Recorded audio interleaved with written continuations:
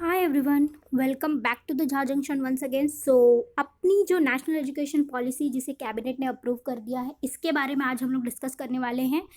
ये जो अपना हायर एजुकेशन का मोस्ट इंपॉर्टेंट पार्ट बन जाता है। क्यों बनता है? क्योंकि हर बार यहाँ से जो करंट अफेयर रिलेटेड क्वेश्चन है higher education and people and environment में, ये दो यूनिट से हमेशा पूछे जाते हैं।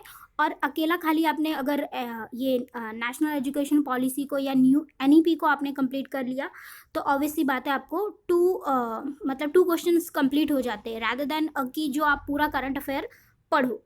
सो ये अपना मोस्ट इंपॉर्टेंट पार्ट बन जाता है। सो स्टार्ट करते बैकग्राउंड इन्फॉर्मेशन से। देखो, पहला तो ये कमिटी जो भी अपने हायर एजुकेशन कमीशन के जो भी वेरियस कमिटी है ना, वो अपने को पहले पूरा डीप में लर्न रहना चाहिए। राइट फ्रॉम दी जो भी चार्टर एक्ट से स्टार्ट हुआ और पूरा जो पोस्ट इंडिपेंडेंट, ये सारी चीज़ें कवर अप होनी चाहिए विद उनके जो मेजर रिकमेंडेशन क्या थे और फिर उनका ईयर क्या था, कमिटी हेडेड बाय वोम, तो ये सारी चीज़ें अपने को पता रहनी चाहिए बस। तो यहाँ पे काम बन जाएगा। तो अभी देखते हैं कि फर्स्ट ये जो नेशनल एजुकेशन पॉलिसी का ये इसके जो हेड थे ना, वो क्या थे? डॉक्टर के कस्तूरी रंगन। ठीक है, ये पूर्व इसरो के क्या थे? पूर्व चीफ भी थे। और फिर क्या है, इन्होंने अपना रिपोर्ट सबमिट किया 2019 में। 2017 में इन्होंने मतलब कमेटी का वो हुआ था। ठीक है, under the ministry of human resource development at that time Prakash Javadekar. Okay, तो ये न्यू एजुकेशन पॉलिसी में 5 पिलर इस्टेब्लिशमेंट किया गया। तो वेरी इंपॉर्टेंट ये भी बन जाता है कि क्योंकि हम लोग करंट चीज़ें जो मेजर रिफॉर्म है वो पढ़ रहे हैं, बट अपने को ये भी पूछ सकता है। तो ये 5 पिलर क्या है? Access, equity, quality, accountability and affordability. मतलब कहने का मतलब कि सबके पास क्या हो? एजुकेशन का एक्सेस हो, मतलब सबको वो एजुकेशन मिल सके। इक्विटी मतलब सबको इंक्लूजन के साथ लेके चलना।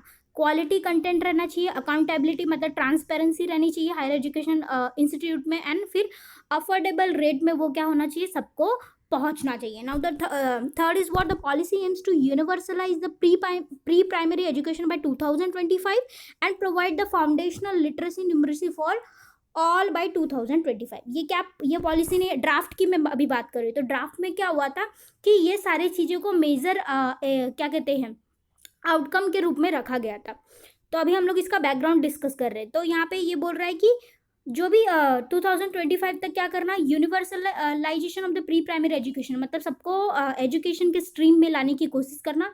ग्रॉस एनरोलमेंट रेशियो को 100% तक करने की कोशिश करना। ठीक है, तो ये हो गया। Now second is what, draft में और क्या कहा गया था कि the current structure of the school education must be restructured on the basis of 5+3+3+4। Okay, इसको हम लोग डिस्कस करेंगे जब स्कूल एजुकेशन पे आएंगे। अभी ये बता रहा है कि 5 years of foundational stage, 3 years of pre primary school and classes 1 and 2। मतलब क्या, ये जो 5 year ये इंक्लूड होगा ना, वो 3 years, जब कोई भी बच्चा 3 साल का हो जाएगा वहाँ से 6 साल तक, मतलब ये 3 साल से 6 साल, ये जो 3 years है वो क्या रहेंगे? वो फाउंडेशनल प्री प्राइमरी स्टेज, मतलब कि जो आंगनबाड़ी वगैरह या फिर जो अपना क्या कहते हैं वुमेन एंड चाइल्ड डेवलपमेंट के अंदर आता है वो। और उसके बाद क्लास 1 एंड क्लास 2 इंक्लूड होगा। फिर 3 से ये 3 year का कौन सा कॉन्स्टिट्यूट होगा?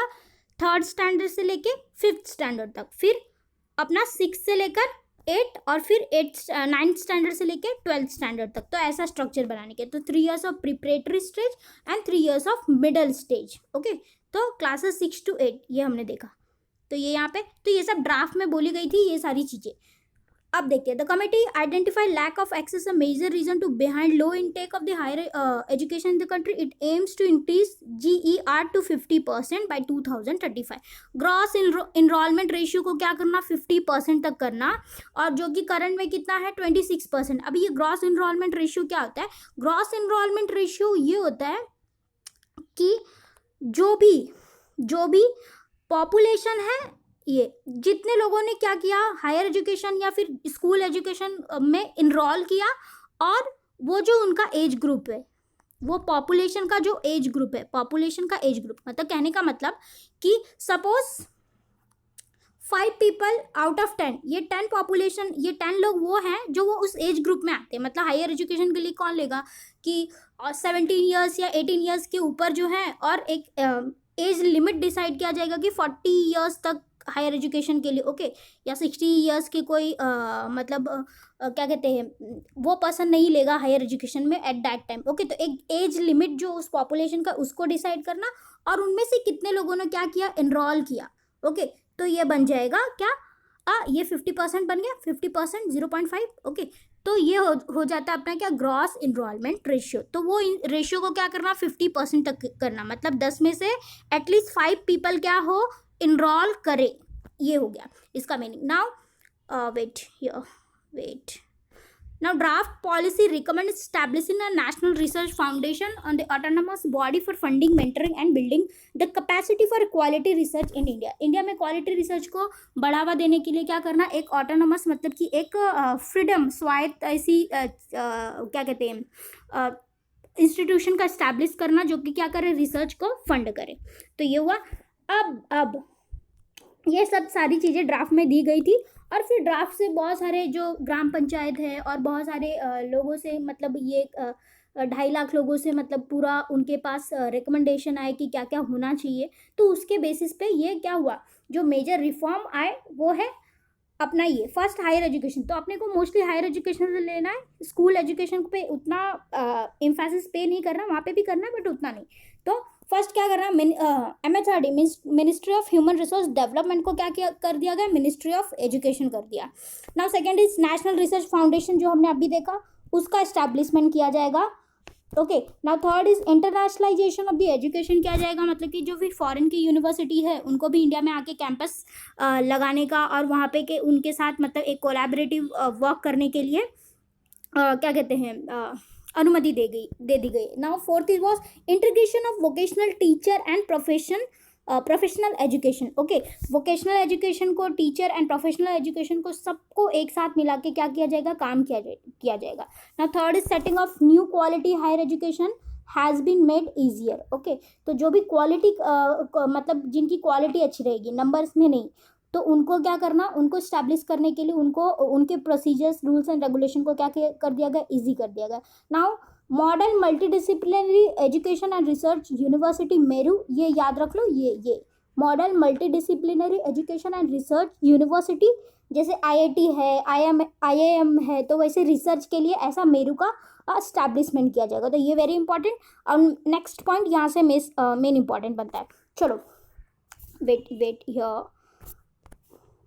सी हॉलिस्टिक एंड मल्टीडिसिप्लिनरी एजुकेशन को बढ़ावा देने की कोशिश की है। First is what, flexibility of the subject, मतलब जो भी सब्जेक्ट चूज करोगे ना उसमें फ्लेक्सिबिलिटी रहेगी। First is multiple entry and exit, जो पहले होता था कि 1 साल का गैप हो जाता था तो कितना कॉलेज वाले मतलब उसको कितना बड़ा चीज़ बना देते थे, बट अब ऐसा नहीं होगा कि आपको जब मन है आप मतलब पढ़ाई कर सकते हो, और वहाँ पे एंट्री एंड एग्जिट का पूरा आपको फैसिलिटी प्रोवाइड होगा। और जो भी है एंट्री एग्जिट में, मतलब सपोज कि आपने 1 ईयर कंप्लीट किया तो आपको सर्टिफिकेट मिलेगा, 2 ईयर कंप्लीट किया तो एडवांस डिप्लोमा का मिलेगा, 3 ईयर कंप्लीट कर दिया तो आपको पूरी जो डिग्री का सर्टिफिकेट है वो आपको मिलेगा। तो under graduate program 3 to 4 year and post graduate program 1 or 2 year basis of the research criteria, okay. अगर रिसर्च है तो आपको वो इंटीग्रेटेड उसके बेसिस पे करना पड़ेगा। अगर रिसर्च में इंटरेस्ट है तो आपका ग्रेजुएशन कितने का होगा, 4 ईयर्स का होगा। Now integrated 5 year bachelors and masters degree का भी इधर पे वो है, तो ये हुआ। Now credit transfer and academic bank of credit, तो वही बोल रहा है कि जब भी आपने सपोज कि 1 ईयर का गैप लिया और आफ्टर डैट आप एजुकेशन के मेंस स्ट्रीम में आते हो फिर से, तो आपके जो भी क्रेडिट है वहाँ पे रखे रहेंगे, और आपको मतलब ऐसा नहीं है कि अब एडमिशन नहीं होगा, बहुत सारे ऐसे कॉलेज में होता था पहले। तो ये एक बहुत अच्छी चीज़ है। Now MPhil to be discontinued, अब एमफिल को क्या किया जाएगा, हटा दिया गया। अब क्या किया गया, मतलब कि आप मास्टर्स में रिसर्च के साथ किया ना 1 ईयर, तो वो उसको कंसिडर किया जाएगा। मास्टर के बाद ही आप PhD में डायरेक्टली एडमिशन ले सकते हो। तो ये भी बहुत अच्छा चीज़ है, क्योंकि ये अननेसेसरी का टाइम वेस्ट होता है, और फिर ये मतलब एक तरीके से कहा जाए तो 30 के पहले रिसर्च वर्क कोई कर ही नहीं सकता, ऐसा इन्होंने वो बना दिया था, क्राइटेरिया बनाते। तो ये भी बहुत अच्छी बात है। Now higher education institute research intensive teaching intensive universities and autonomous degree granting college, मतलब वैसे कॉलेज इस्टेब्लिश किए जाएंगे जो कि अपने आप में ऑटोनोमस रहेंगे और उनको एक्रीडेशन के बेस पे ऑटोनोमस रहेंगे। वेट मैं उसको भी एक्सप्लेन करती हूँ। फर्स्ट ये देख लो पहले इधर, 50% gross enrolment ratio by 2035। Currently कितना है, 26% के आसपास। ओके, तो इसको क्या करना, 50% करना। मतलब मैंने बोला था ना 10 लोग में से 5 लोग आने चाहिए, वो एज क्राइटेरिया के। ऐसा नहीं कि दादाजी को हम लोग बोलेंगे 70 साल के आ जाओ पढ़ने, ऐसा नहीं, जो भी उसका एज क्राइटेरिया उसका। नाउ वेट, यहाँ पे देखते हैं। यस, ग्रेडेड ऑटोनॉमी दी जाएगी। कौन से बेसिस पे, उनका ग्रेड कैसा है। जो भी हायर एजुकेशन इंस्टीट्यूट है, कॉलेजेस है, उनको ग्रेड दिया जाएगा। A+ है तो उनको ज़्यादा ऑटोनॉमी दी जाएगी। फिर एडमिनिस्ट्रेटिव एंड फाइनेंशियल हर एक वर्क में उनको ऑटोनॉमी दी जाएगी। मतलब कहने का मतलब कि उन्हें फ्रीडम दिया जाएगा एक तरीके का। Now phasing out of the affiliation system in 15 years. जो भी कॉलेजेस, देखो वेरियस यूनिवर्सिटीज़ के अंदर ना बहुत सारे कॉलेज आ गए हैं, और उनका फिर डे बाय डे लेवल क्या होते जा रहा है, कम होते जा रहे हैं। तो इसको हटाने के लिए ये काम किया। या तो वो ऑटोनमस रहेंगे क्योंकि उनका ग्रेड अच्छा है, तो उन्हें ग्रेडेड ऑटोनॉमी दी जाएगी, या फिर वो क्या रहेंगे, यूनिवर्सिटी के साथ रहेंगे। Now single regulator for higher education excluding legal and medical. तो सिंगल रेगुलेटर का नाम क्या रहेगा, ये very important, higher education commission of India. Okay, UGC and AICTE। See, higher education commission of India के ना 4 वर्टिकल्स होंगे। 4 मतलब कि एक जो होगा उनका रेगुलेटरी बॉडी होगा। रेगुलेटरी बॉडी क्या होगा, NHRC। Okay, ERC, I'm sorry it's not legible. Second is GEC.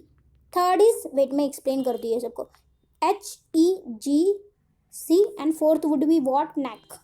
Okay, तो फर्स्ट NHERC क्या करेगा, national higher education regulatory council, regulation का काम करेगा। GEC जनरल एजुकेशन काउंसिल, ये क्या करेगा, स्टैंडर्ड का काम करेगा कि जो भी क्वालिटी स्टैंडर्ड है वो है कि नहीं, मतलब इंस्टीट्यूशन के स्टैंडर्ड का। Now second is HEGC higher education grant council, जो क्या करेगा, फंडिंग का काम करेगा। एंड फोर्थ क्या करेगा, जो NAC है, नेशनल एक्रेडिटेशन काउंसिल, अभी क्या है, करंटली क्या है, NAC है। NAC मीन्स व्हाट, कि national assessment and accreditation council, जिसका स्टैब्लिशमेंट 1994 में हुआ इन ऑर्डर टू क्या करना, सबको एक्रीडेशन के काम के लिए, जो वेरियस इंस्टीट्यूट है, यूनिवर्सिटीज़ है, उनके लिए। तो ये हो गया, तो ये 4 पिलर पे वर्क करेगा। Now UGC and AICTE will be मर्ज। जो यूनिवर्सिटी ग्रांट कमीशन जो क्या करता है, मेंटेन करने का, कोऑर्डिनेशन का काम करता है वेरियस यूनिवर्सिटी स्टैंडर्ड का, तो वो और AICTE all India council of technical education, जो इंजीनियरिंग से रिलेटेड है ये सब, तो इन सबको मर्ज कर दिया जाएगा। हाउएवर ये सब एक टाइम लेगा। Now NTA will conduct exam of the higher education, जो नेशनल टेस्टिंग एजेंसी अभी भी कर रहा है ये धीरे धीरे। Now common norms for public and private higher education institute, जो भी public and private higher education institute है सबके लिए एक सेम रूल फॉलो होगा। उनका एक्रेडिटेशन सेम होगा, ग्रेडिंग पैटर्न सेम होगा, रूल्स एंड रेगुलेशन सबको सेम होगा। तो अब ऐसा नहीं कि डीम यूनिवर्सिटी, सेंट्रल यूनिवर्सिटी और या फिर स्टेट यूनिवर्सिटी, ओके, सब जगह एक ही पैटर्न फॉलो होंगे। ये भी बहुत अच्छी बात है। Now public investment in education sector to reach 6% of the GDP। अब 6% ऑफ GDP हमारे इंडिया में कौन सी कमीशन ने बोला था, तो ये भी अपने को याद रखना, DS कोठारी कमीशन ने अपने को बोला था कि उनका रिकमेंडेशन था ना 10+2+3 के अंतर्गत कि 6% ऑफ द इंडियन GDP क्या करना, यहाँ पे इन्हांस करना। ओके, तो public investment in education sector to reach 6% of GDP Kothari commission के द्वारा बोला गया। तो और तब से अभी तक हुआ नहीं है, देखते हम लोग। नाउ उससे पहले कौन सी कमीशन थी, सेकेंडरी एजुकेशन कमीशन, उससे पहले यूनिवर्सिटी एजुकेशन कमीशन। तो ये सारे कमीशन अपने को लर्न रहने चाहिए। तो ये हो गया अपना। Now users of the technology enhance learning को क्या करना है, बढ़ावा देना है। एजुकेशन प्लानिंग में, टीचिंग, लर्निंग एंड असेसमेंट में, सब में क्या करना है, टेक्नोलॉजी को बढ़ावा देना है। एडमिनिस्ट्रेशन एंड मैनेजमेंट के वर्क में। फिर दिव्यांग फ्रेंडली एजुकेशन सॉफ्टवेयर, ऐसे सॉफ्टवेयर जो क्या करे, दिव्यांग लोगों के उनके लर्निंग फ्रेंडली हो। फिर कंटेंट क्या होगा, रीजनल लैंग्वेजेस में भी होगा, सो दैट कि उसका बेनिफिट मिल सके रीजनल लैंग्वेज में, जो भी अपना various regional language. Virtual labs होंगे, ओके, जहाँ पे क्या हो सके, जो भी प्रैक्टिकल्स वगैरह है साइंस वगैरह के लिए ये बहुत ही यूज़फुल होता है, तो उनके लिए। ना नेशनल एजुकेशन टेक्नोलॉजी फोरम का स्टैब्लिशमेंट होगा। फिर digitally equipped school teacher and student, तो ये इसको बढ़ावा देना बहुत ही इंपॉर्टेंट है। और एक तरीके से देखा जाए तो रोट लर्निंग के अलावा ये डेमोन्स्ट्रेशन करता है, तो इससे बहुत ही ज़्यादा बेनिफिट मिल सकता है। तो ये एक छोटा सा था। नाउ फुल एजुकेशन ये ज़्यादा इंपॉर्टेंट नहीं है, बट फिर भी हम लोग एक बार देख लेते हैं। Universalization of early childhood care education, ECCE का क्या हो जाएगा, यूनिवर्सल लाइजेशन होगा। ओके, ये वर्क करेगा किसके साथ? अपना जो भी वुमेन एंड चाइल्ड डेवलपमेंट है और हेल्थ एंड फैमिली वेलफेयर है, ये सब जो मिनिस्ट्री है उनके अंतर्गत ये काम करेगा ना। 5+3+3+4 क्यूरिकुलर एंड पेडागोगिकल स्ट्रक्चर। तो ये क्या बोल रहा है कि जो बोला ना मैंने 5 foundational stage, then third is preparatory stage, then फिर ये मिडल स्टेज एंड ये फोर्थ। तो यहाँ पे 3 साल जो आंगनवाड़ी का है वो प्री प्राइमरी और 2 साल फर्स्ट एंड सेकेंड स्टैंडर्ड, फिर थर्ड फोर्थ फिफ्थ। ओके, और फिर 6 7 8, फिर 8 9 10 11 12 ये। फिर vocational integration from class 6 onward, तो क्लास 6 से ही क्या की जाएगी? कोडिंग पढ़ाई जाएगी। तो ये भी एक बहुत अच्छा है कि कोई ना कोई स्किल क्या हो जाए कि हर एक स्टूडेंट में इनहेंस हो जाए, रादर दैन कि वो बुक का ही एक कीड़ा बन के रह जाए ना। Board examination will be of low stake, मतलब ये क्या बोल रहा है? बोर्ड एग्जामिनेशन होगा, ऐसा नहीं होगा कि बोर्ड एग्जामिनेशन नहीं होगा, ये बहुत मतलब बोला जा रहा है नहीं होगा, लेकिन उसका वैल्यूएशन कम होगा क्योंकि वो वर्क करेगा किस पे? हॉलिस्टिक डेवलपमेंट पे वर्क करेगा, 360 डिग्री हॉलिस्टिक प्रोग्रेस कार्ड पे। Now the medium of instruction till class 5 कहाँ रहेगा? होम लैंग्वेज में, मदर टंग में, या फिर रीजनल लैंग्वेज में। 3 लैंग्वेज फॉर्मूला यहाँ पे इंट्रोड्यूस किया गया है। फिर नेशनल असेसमेंट सेंटर परख का स्टैब्लिशमेंट होगा, वेरी इंपॉर्टेंट। तो performance assessment and review and analysis. So उसी के साथ फिर अपना इनका ग्रॉस इनरोलमेंट रेशियो 100% करने की क्या कहते हैं बढ़ाने की कोशिश की गई है। फिर अपार्ट फ्रॉम दैट की जो 2 करोड़ जो ड्रॉप आउट है उनको एजुकेशन की स्ट्रीम में लाने की कोशिश। तो ये बहुत सारे रेगुलेशन है टीचर के ट्रेनिंग के लिए। बीएड वगैरह के लिए देखा होगा कि 1 ईयर का BEd program after the masters ऐसा इंट्रोड्यूस किया गया है। Okay, integrated BEd courses. तो ये सारे मेजर डेवलपमेंट यहाँ पे किए गए स्कूल एजुकेशन में। तो ये था जो भी मेजर चेंजेस हुए हैं न्यू एजुकेशन पॉलिसी के बिहाफ में, तो ये आज हमने डिस्कस किया। सो आज का लेसन यहीं पे कंप्लीट होता है। जो भी मेजर चेंजेस थे वो यहाँ पे मैंने डिस्कस कर लिया है। फिर अपकमिंग लेसन में आप लोग पेपर 1 के जो अप्रोच है उसके बारे में बोल रहे हो, तो मैं पेपर 1 का अप्रोच अपकमिंग वीडियो में लेके आने वाली। Okay, so higher education